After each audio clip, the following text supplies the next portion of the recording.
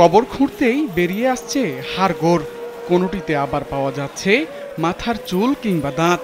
এই হাড় গুড় কাপড় টাপড় বের হয়, এগুলো আবার যখন আরেকটা নতুন দাফন হয় ওটার সাথে দিয়ে দেওয়া হয়। প্রত্যেক কবরেই তো মানুষ মাটি দেওয়াতে তো হাড্ডি তো থাকবে, এটা স্বাভাবিক। ওই হাড্ডিগুলো যে দেখেন কোপে কোপে উঠছে, এগুলো আবার এই কবরেই যাবে। হ্যাঁ, এটা আপনার যদি মক্কা মদিনাও সেখানেও মাটি হয়, এইভাবেই সিস্টেম। হাড়গোড় তুলে ফেলে ঠিক এই কবরেই নতুন কাউকে আবার দাফন করা হচ্ছে। এই চিত্র রাজধানীর আজিমপুর কবরস্থানের। এখানে প্রতিদিন গড়ে ৩০ থেকে ৩৫টি লাশ দাফন হয়, যেখানে একটি লাশ দাফনে খরচ হয় ৫২,০০০ টাকা। কবর খুদি মানুষ, আমিও তো মারা যাবো একদিন, তাই না? আমার কবরটাও তো আরেকজনেই খুঁজবে। এটা কোনো বিষয় না, ভয়ের কোনো কিছু না, আমাদের অভ্যাস হয়ে গেছে। আর ভয়ের কি, এখানে মানুষ মাটি দিতেছে, কবর খুঁজতেছে, এই স্বাভাবিক বিষয়। ভিশনের ফুলঝুরি মেগা অফারে ফ্রিজ কিনলেই পাচ্ছেন 16 পিসের আকর্ষণীয় গিফট বক্স একদম ফ্রি। যে সকালবেলা আসার পরে আপনার 5টা পর্যন্ত থাকি, তারপর চলে যায় বাসায়। জি পানি দেই, তারপরে কবর ছাইটা রাখি, কাজকাম করি এগুলা। এখান থেকে সরকারি কোনো বেতন পাই না আমরা, এই যে পাবলিকের থেকে যা পাই 150-100 টাকা এগুলো দেয়, এটা দিয়ে চলি। আর কেউ যদি 25 বছর প্রিয়জনের কবরটিকে সংরক্ষণ করতে চান, তাহলে গুনতে হবে 20 লক্ষ টাকা। তাও আবার 25 বছর পর সেই কবর ভেঙে গুড়িয়ে সেখানেই দাফন করা হবে আরেকজনের নতুন মরদেহ। তাই তো লাশ দাফন নিয়ে বিপাকে পড়েন দরিদ্র পরিবারের স্বজনরা। ইচ্ছে থাকলেও টাকার অভাবে সংরক্ষণ করা যায় না কবর, ফলে 6 মাস পর আর অস্তিত্ব থাকে না বেশিরভাগ কবরেরই।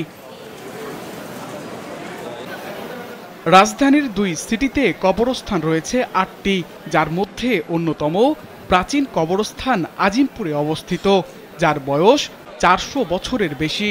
এই কবরস্থানের বর্তমান আয়তন প্রায় 74.5 বিঘা। তবে জনসংখ্যা বেশি হওয়ায় নতুন লাশের জন্য কবরের আলাদা জায়গা হচ্ছে না। বাধ্য হয়ে পুরাতন কবর খুঁড়ে হাড়গোড় সরিয়ে তার উপরেই দাফন করা হচ্ছে নতুন মরদেহ। এক প্লট 18 মাস চলে, 2 বছর চালার সময় 2 বছর লাগে আর কি। 2 বছর এক প্লট চলে, এই প্লট আবার চালা দিছে, এখন আবার ওই প্লটে দিবে, আবার যখন ওই প্লট চালা দিবে আবার এই পাশে দিবে, এরকম 2 বছর করে এক সাইড চলে আর কি। আজিমপুরে দাফন করা হয়েছে ভাষা শহীদ থেকে শুরু করে গণ্যমান্য অনেক ব্যক্তিকে।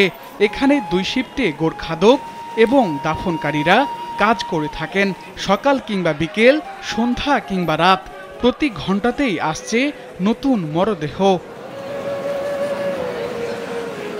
আজিমপুর কবরস্থানের মোহরার নুরুল হুদা বলেন, একটি লাশ দাফনের জন্য সর্বোচ্চ 52,000 এবং সর্বনিম্ন 1600 টাকা গুনতে হয় পরিবারকে। তাছাড়া কেনা কবর সংরক্ষণের জন্য সর্বনিম্ন 5 লাখ থেকে সর্বোচ্চ 20 লক্ষ টাকা পর্যন্ত ফি পরিশোধ করতে হয়। আমাদের এখানে ডেলি গড়ে 30টি লাশ হয়, সাধারণ কবর 30টি হয়। এখানে বর্তমান ফি নেওয়া হয় 1692 টাকা, যার ভিতরে 1000 টাকা আমাদের সিটি কর্পোরেশন এন্ট্রি ফি, 692 টাকা হলো কন্ট্রাক্টরের বাস চাটাই কবর খোঁড়ার ফি। এটা আর হলো আমাদের এখানে কিছু যে এটাকে পুনঃকবর বলা হয়, আগে কিনে রাখছে জায়গাটা, সেইটায় দাফন হলে সেখানে 51,000 টাকা সরকারি এন্ট্রি ফি, আর বাস চাটাইতে যায় 700 টাকা, 500 টাকার স্ট্যাম্প, টোটাল 52,000 টাকা, 52,300-400 টাকা এখানে সরকারি ফি জমা দিতে হয়। এটা দিয়ে তারা মাটি দিতে পারে। বর্তমান রিজার্ভের সুযোগ নাই, সে রিজার্ভ বন্ধ। তবে মাটি দেওয়ার পরে একটা সিস্টেম এখনও আছে, যেটা হলো মেয়াদি সংরক্ষণ। সেটা হলো 10 বছর, 15 বছর, 20 বছর, 25 বছর, 4টা ধাপে লিজ দেওয়ার একটা বিধান এখনও আছে। পরবর্তী সময় থাকবে বা বৃদ্ধি করবে সেটা জানি না, তবে বর্তমানে চালু আছে। সেটা হলো 10 বছরে 5 লাখ টাকা, 15 বছরে 10 লাখ টাকা, 20 বছরে 15 লাখ টাকা, 25 বছরে 20 লাখ টাকা নেওয়া হয়। এটা হলো সাধারণ কবরগুলো দাফনের পরে।